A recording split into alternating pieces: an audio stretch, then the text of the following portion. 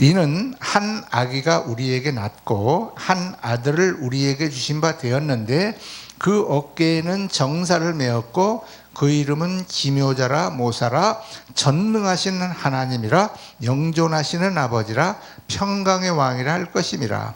그 정사와 평강의 더함이 무궁하며 또 다윗의 위에 앉아서 그 나라를 굳게 세우고 자금이요 영원토록 공평과 정의로 그것을 보존하실 것이라. 만군의 여호와의 열심히 이를 이루시리라.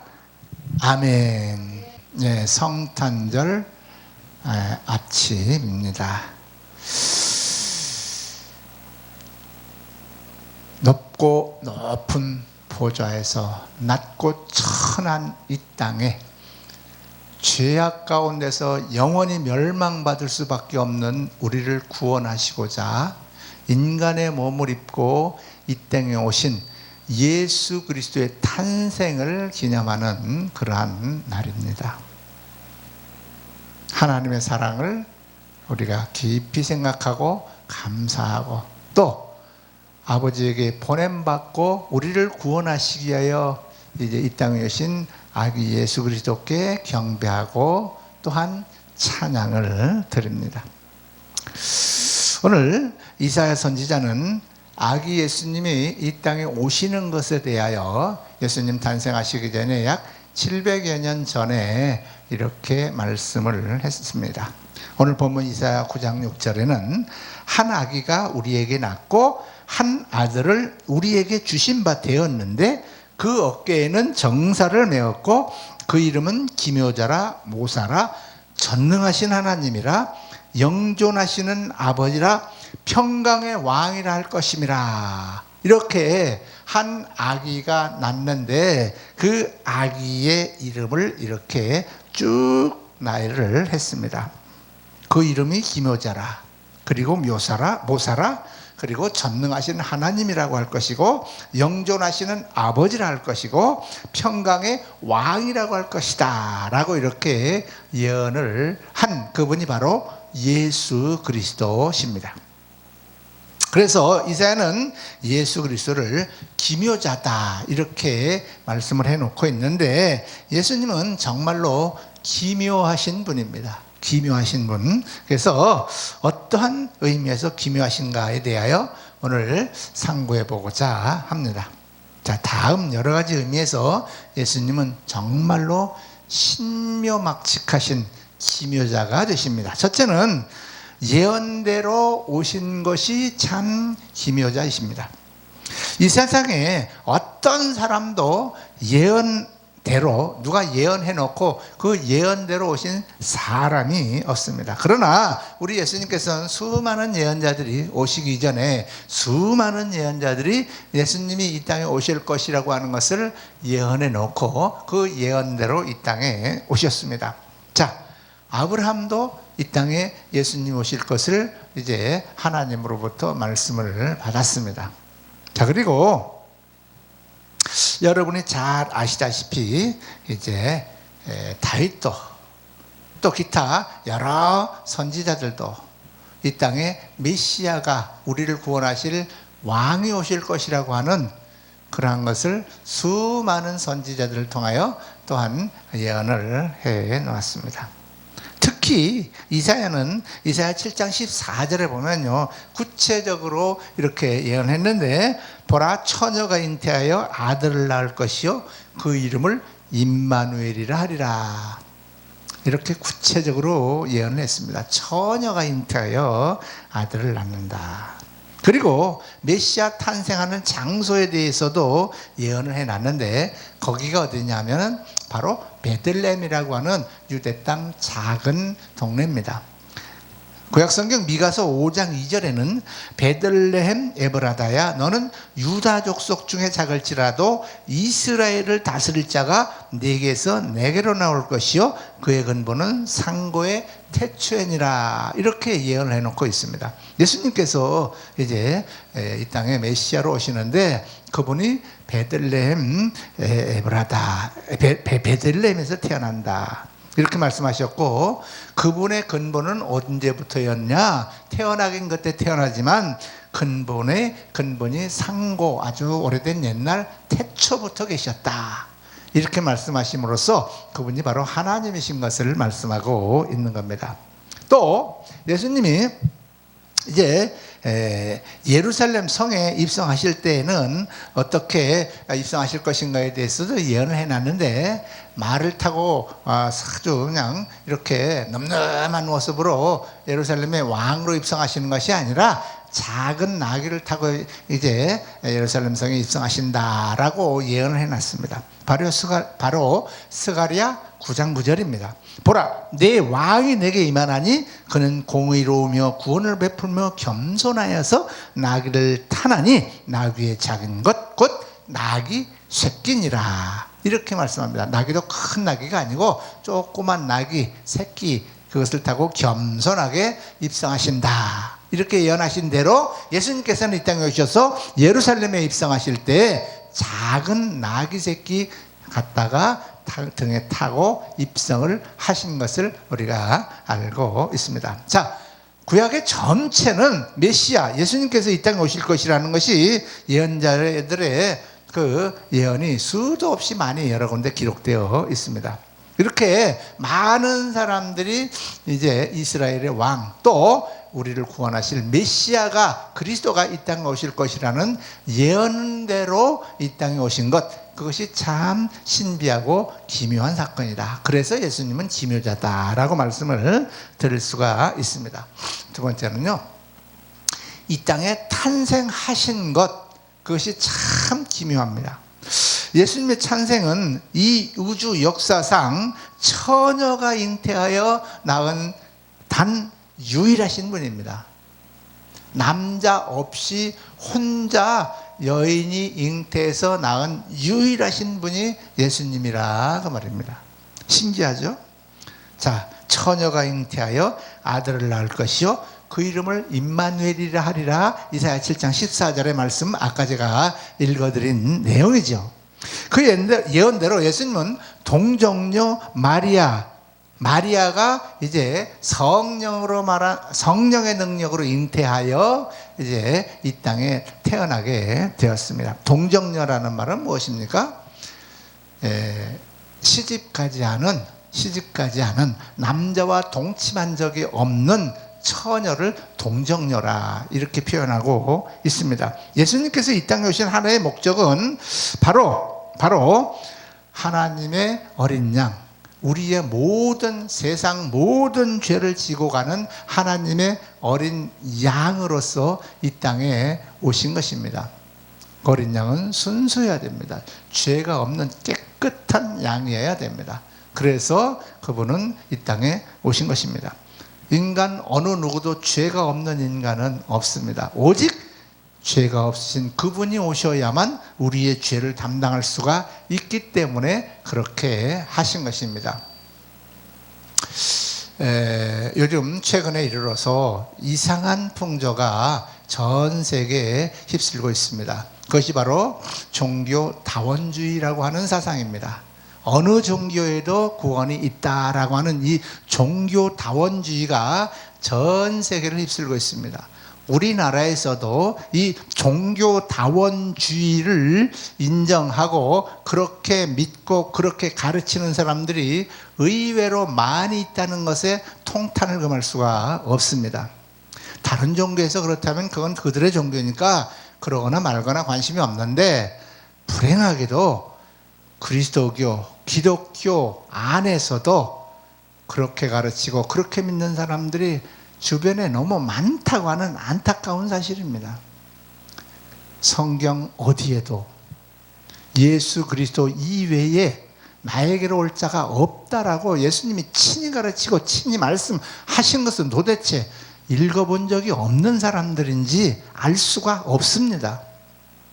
만약에 다른 방법으로 하나님이 우리를 구원하여 천국에 이끌 방법이 있었다고 하시면, 하나님이신 그분의 독생하신 아들 예수 그리스도, 그분이 굳이 이 땅에 인간의 몸을 입고 오셔가지고 그 처절한 죽음을 인간 대신 맛보셔야 될 이유가 있겠습니까?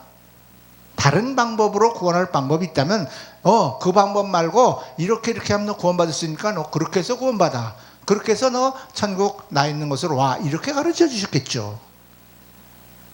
하나님이신 그분이 몸소 이 땅에 오셔서 그분이 우리 인간의 몸을 입으시고 그리고 우리 인간이 겪었던 모든 고초를 다 겪고 그분이 배고팠고 추우면 추웠고 물 안 마시면 목마르고 때리면 아프고 그런 인간이 겪었던 그러한 고초를 다 몸소 겪으시고 심지어 우리를 구원하실 대성물로 죽음을 선택해서 스스로 죽어 주셨겠냐 그 말입니다. 그거 이외에 다른 방법이 있었다라고 한다면 절대로 그렇게 하지 않았을 것이기 때문에 그렇습니다. 그러므로 예수 그리스도 그분이 아니고는 절대로 다른 길로 다른 방법으로 천국 갈 길은 없다는 사실을 명심하시기 바랍니다. 어느 누가 아무리 훌륭한 목사님이 아무리 훌륭하고 이름난 신학자가 박사 석사 박박사가 다른 방법으로 구원 얻을 방법이 있다고 할지라도 그 말은 거짓말입니다. 절대 속지 마시기 바랍니다. 성경 어디에도 하나님께서 또는 예수님께서 어떤 선지자도 어떤 성경 기자도 어디에도 예수 그리스도를 통한 구원 이외에 다른 구원이 있다고 기록된 곳은 단 한 군데도 없습니다. 있으면 저에게 찾아오셔서 반박해 주시기 바랍니다. 그러므로 종교 다원주의를 믿고 있는 WCC 가입하고 있는 교단과 목회자들은 통회자복 회개하고 빨리 탈퇴하십시오. 그것이 하나님께 용서받는 지름길일 것입니다. 자, 탄생이 참 기매해요. 그래서 그분은 이제 이 땅에 오신 그 하나의 목적이 뭐냐? 대성물이 되어서 어린 양으로서 우리 인간들의 죄를 짊어지고 죽어주시러 오신 것이에요. 단 하나 목적이 그겁니다. 우리를 잘 살게 하려고, 우리를 병에서 고쳐주려고, 배고픈 우리에게 먹을 것을 주시려고, 우리 몸에 붙어있는 귀신들을 쫓아내시려고, 물론 그런 목적으로도 오셨지만 그것이 목적이 아닙니다. 그것은 그 예수님이 이 땅에 오신 목적의 저 뒷순번입니다. 1순위는 뭐라고요? 우리 인간들의 죄를 용서하시고 영원히 지옥 갈 수밖에 없는 우리를 구원하여 천국으로 데려가시기 위한 목적, 그것이 제1의 목적입니다. 그런데도 그 이외에 그 방법 이외에도 다른 방법으로 천국 갈 방법이 있다고요? 착각하지 마세요. 거짓말하지 마시기 바랍니다. 빨리 회개하시기 바랍니다. 그렇게 믿고 그렇게 가르치는 신학자, 목회자 여러분들, 예수님께서 이 땅에 오신 목적 단 하나, 대성물로 어린 양 되어서 우리 인간의 죄를 대속하기 위하여 이 땅에 오신 것입니다. 다시 말씀드리면 우리의 죄가를 대신해서 우리 대신 죽어주시기 위해서 이 땅에 오셨다 그 말입니다. 그래서 성령으로 인간의 피를 받지 않고 성령으로 잉태하여 동정녀 처녀의 몸에 잉태되어 오셔야 했다, 그런 말씀입니다. 마리아가 처녀는 분명히 처녀이지만 그가 처녀 때 오신 것은 아닙니다. 그는 요셉이라고 하는 남자와 정혼한 사이입니다. 정혼이 뭡니까? 약혼했다 그 말입니다.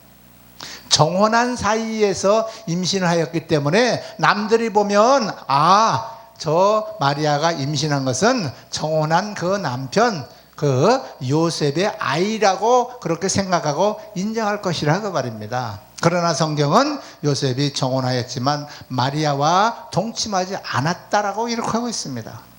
남들이 보면은 정혼한 처녀지만 정혼녀, 약혼녀로서 임신하였는데 아이 아빠가 정혼한 저 요셉의 아이인가 보다 이렇게 인정되도록 남들로부터 의심받지 않도록 그런 절묘한 시기에 오신 것이 참 신기하다 그 말입니다. 만약에 마리아가 정혼도 하지 않고 약혼도 하지 않고 처녀인 신분으로 임신했다면 그는 율법에 돌에 맞아 죽을 죄인이기 때문에 그렇다 하는 것입니다. 정혼은 하였으나 그러나 남편과 동침하지 않은 그 절묘한 시기, 그 시기에 임신하여 이 땅에 오셨다 그 말이에요. 참 신기하죠.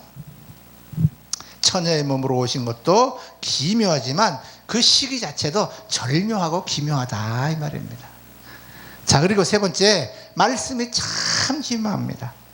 예수님이 12살 때였다고 성경에 기록되어 있죠. 부모님과 함께 예루살렘에 이제 명절을 맞아요 갔다가 이제 그곳에서 있던 일이 성경에 기록되어 있습니다.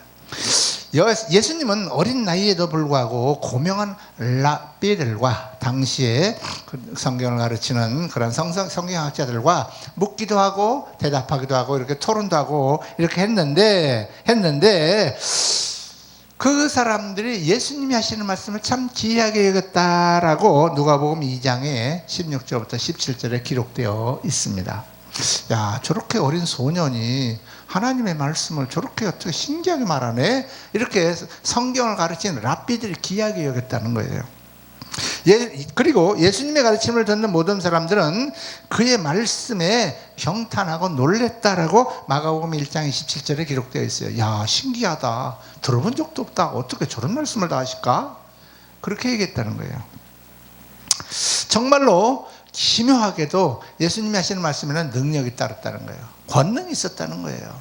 예수님은 기적을 베풀으셨어요. 능력을 베풀으셨어요. 말씀으로 능력을 베푸시고 귀신도 쫓아내고 죽은 자도 살리고 병든 자도 고치고 문둥병도 고치고 그리고 무리도 걸으시고 그리고 여러분이 잘 알다시피 오병이어의 기적을 베푸심으로 말미암아 한 소년의 점심 식사 한 끼 분량을 가지고도 5,000명을 먹이고도 남는 이러한 기적도 베푸셨다는 거 하는 것입니다. 참 신기하죠. 예수님의 말씀은 즉각적인 효과, 즉각적인 그러한 능력, 기적이 나타난 것을 볼 수가 있습니다. 참 기묘하죠.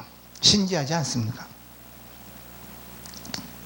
예수 그리스도는 어제와 오늘이나 영원토록 동일하다라고 말씀하고 있는데 지금도 하나님의 말씀, 예수 그리스도의 말씀이 들려지면 어느 곳에서도 기적은 일어납니다. 기적은 2000년 전에 예수님 당시에만 일어났던 것은 절대 아닙니다. 지금도 하나님의 말씀이 임하면 기적이 임합니다. 지금도 기적은 임한다 하는 것입니다. 그렇게 믿는 사람에게 믿는 대로 그 역사가 일어나게 되는 줄을 믿습니다. 자, 네 번째는 무엇이 기묘하냐? 예수님의 죽음이 참으로 기묘합니다. 33살이라고 하는 나이에 예수님께서는 이 땅의 사역을 마치고 십자가의 처형을 당하셨습니다. 온 인류의 죄를 다 짊어지고 죽으셨다 그 말입니다. 세례 요한에게 세례를 받을 때에 세례 요한이 뭐라고 했습니까? 보라, 세상 죄를 지고 가는 하나님의 어린 양이다 라고 선포했습니다. 구약의 마지막 선지자 사촌인 세례 요한이죠. 인척이죠. 인척간인 세례 요한. 예수님보다 6개월 먼저 이 땅에 태어난 분입니다. 이 세상에 세상죄를 다 짊어지고 죽은 사람이 예수 그리스도 말고 어느 누가 있습니까? 이 세상에 수백억의 인구가 태어났다 죽었다 태어났다 갔다 태어났다 갔다 또 태어나서 현재 살고 있는데 어느 누가 이 세상 사람들이 지은 모든 죄를 짊어지고 죽은 사람이 주님 말고 예수 그리스도 말고 어느 누가 있습니까? 아닙니다. 단 한 분 예수 그리스도, 그분만이 온 세상의 죄를 짊어지고는 하나님의 어린 양으로서 희생 제물 되어서 돌아가신 것입니다. 이것이 바로 신비 중의 신비, 기묘한 일이라 하는 것이죠. 이렇게 죽으셨기 때문에 그분은 그리스도가 되신 것입니다. 예수님을 죽인 사람 가롯 유다가 배반하여 죽은 것이 아닙니다. 또 서기관이나 바리새인들이, 당시의 유대인들이 예수님을 못 박으소서 외쳐서 죽은 것이 아닙니다. 빌라도가 빌라도에게 고난을 받으사 십자가에 못 박아 죽이시고라고 우리가 신앙 고백을 하지만 빌라도에게 고난을 받아서 죽은 건 사실이지만 빌라도가 죽은 게 아닙니다. 예수님은 스스로 죽음을 택하시고 스스로 죽어 주신 것입니다. 예수님이 죽지 않으려고만 했으면 얼마든지 죽지 않을 수 있는 힘과 능력이 있었습니다. 그럼에도 불구하고 예수님은 저항하지 않았습니다. 항거하지 않았습니다. 묵묵히 그들에게 죽임을 당해 주신 것입니다. 다시 말씀드리면 그들이 죽은 것이 아니라 죽어 주셨다고 하는 것이 올바른 해석이라 그 말입니다. 예수님은 이제 내가 죽으러 이 땅에 왔다, 내가 죽어줄게 라고 하시는 말씀을 일찌감치 제자들에게 말씀하셨습니다. 그 말씀이 어디에 있습니까? 요한복음 10장 17절에서 18절에 기록되어 있는데, 아버지께서 나를 사랑하시는 것은 내가 다시 목숨을 얻기 위하여 목숨을 버림이라. 이를 내게서 빼앗은 자가 있는 것이 아니라 내가 스스로 버리노라. 내 목숨을 누가 빼앗은 것이 아니라 내가 스스로 내 목숨을 버린다, 이렇게 말씀을 하셨다 그 말입니다. 나는 버릴 권세도 있고 다시 얻을 권세도 있으니 이 계명은 아버지께 받았다. 예수님 이렇게 말씀을 하셨어요. 나는 내 목숨을 버릴 권세도 있고 다시 얻을 권세도 있다라고 말씀을 하심으로 말미암아 그들이 나를 죽인 것이 아니라 내가 내 목숨을 스스로 버린다, 이렇게 미리 말씀을 하셨습니다. 이같이 주님의 죽으심 사건, 참 기묘한 사건이라고 하는 것입니다.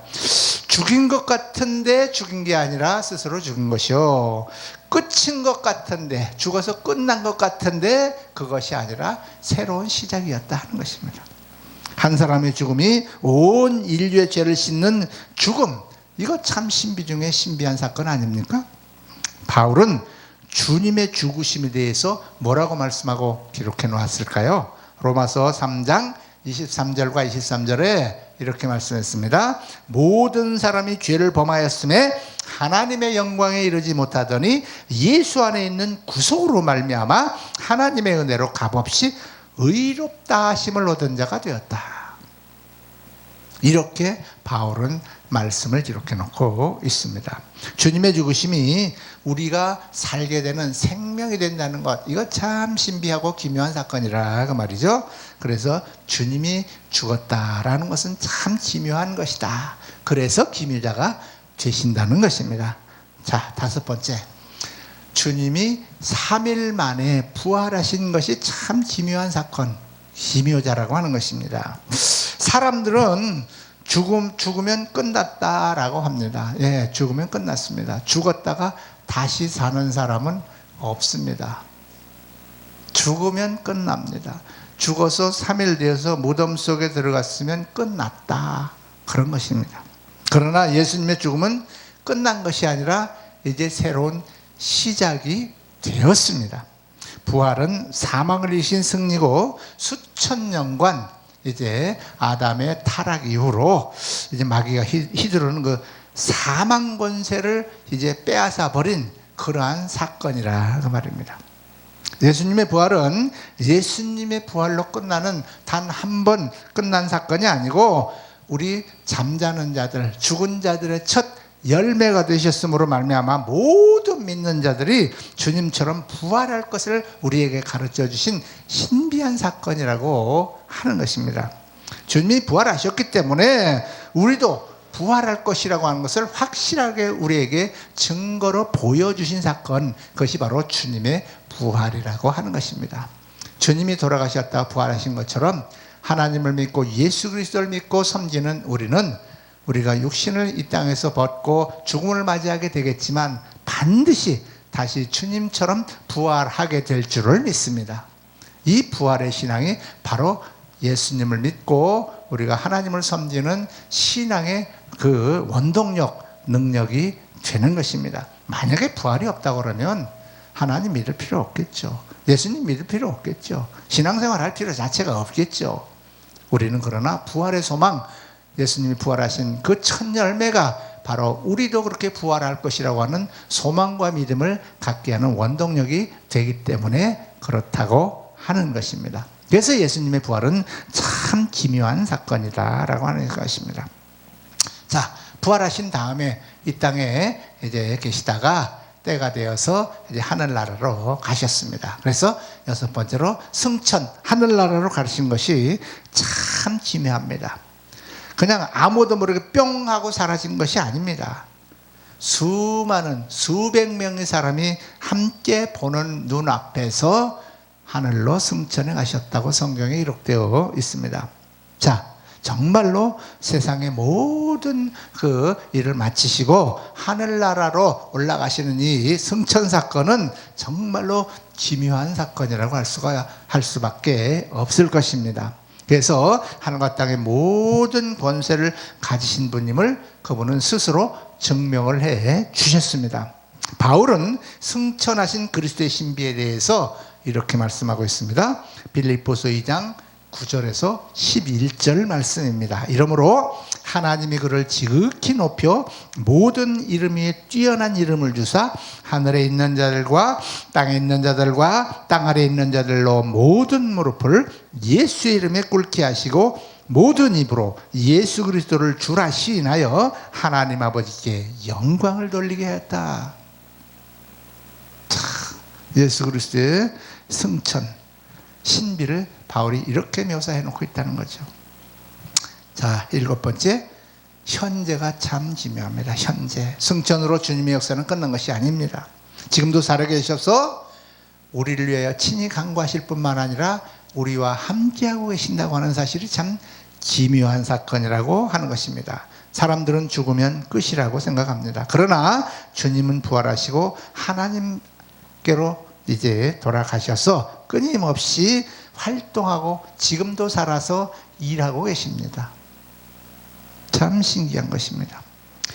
주님은 죽었지만 살아나셔서 지금도 우리를 위하여 간구하실 뿐만 아니라 우리와 함께 하고 계신다고 하는 것입니다. 그렇기 때문에 예수님은 이제나 연전이나 영원토록 우리와 함께 계시는 동일하신 분이라고 하는 것입니다. 우리는 성경에서 주님께서 일으켜 주셨던 그런 기적이 지금도 그대로 일하고 계시는 그러한 하나님의 아들 예수 그리스도 기묘자이시기 때문에 그렇다고 하는 것입니다. 자, 그리고 마지막으로 8번째, 다시 오심이 참 기묘합니다. 이 사건은 아직 일어나지 않은 재림이라고 하는 미래에 일어날 사건이겠죠. 예수님은 언젠가는 반드시 이 땅에 다시 오시겠다고 말씀을 하셨습니다. 성경에 주님이 재림하실 것이라는 예언이 구약에는 1217번이나 기록되어 있다고 이제 조사되어 있고, 신약 성경에는 318번이나 이렇게 기록되어 있다고 조사가 되어 있습니다.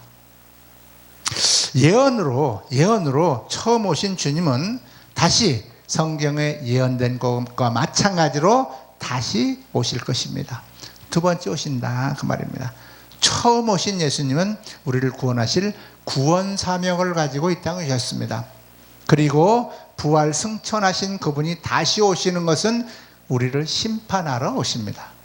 심판주로 오신다, 그런 의미입니다. 자, 이제 재림, 주님의 다시 오실 날이 가까웠다고 이구동성으로 성경학자들이나 목사님들이 말씀을 하고 있습니다. 언제 주님이 다시 오실지는 아무도 모르지만 성경의 예언은 주님이 오실 때 이러이러한 징조가 있다고 한 성경의 예언이 착착착 들어맞아가고 있습니다. 주님이 다시 오신 것 얼마 남지 않았다고 하는 것은 분명한 사실입니다. 누가 뭐라고 해도 이 세상의 끝 종말은 서서히 다가오고 우리의 눈앞에 가까이 와 있다고 하는 사실입니다. 누구도 막을 수 없고 어느 사람도 이 시기를 연기하거나 당길 수는 없습니다. 하나님께서만 하시는 일입니다.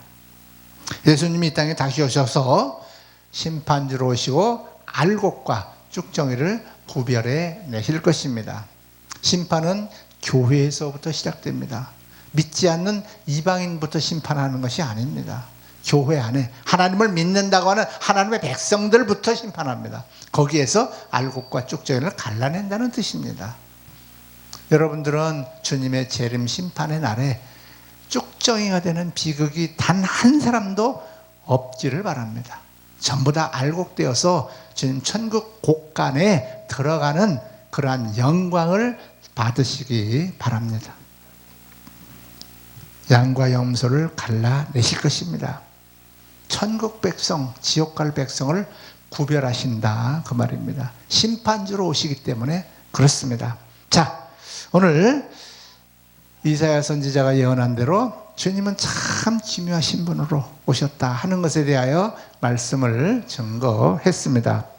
8가지 신비가 있는 기묘자라고 하시는 것이죠. 그래서 이사야는 주님은 기묘자로 이 땅에 오실 것을 예언해 주신 대로 바로 기묘자로 이 땅에 오셨다가 가셨고 부활 승천하셨고 다시 이 땅에 두 번째 오실 것입니다.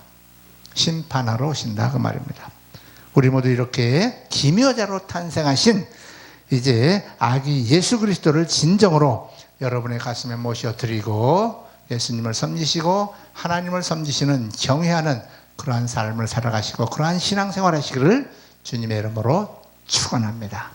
축원합니다. 기도하시겠습니다. 하나님 아버지 감사합니다. 기묘자이신 예수 그리스도에 대해서 오늘 말씀을 증거했습니다. 주님의 이 땅에 오신 것, 그리고 이 땅에서의 삶, 그리고 이 땅에서 돌아가신 것, 그리고 부활 승천하신 것 다 기묘하신 주님이신 줄 믿습니다. 주님을 찬양합니다. 우리가 천국 가는 그날까지 또 주님 오시는 그날까지 우리가 주님을 배반하지 않고 믿고 의지하며 살아가는 주님을 잘 섬기는 복된 하나님의 종들 백성들 다 되기를 주님의 이름으로 축원합니다. 아멘.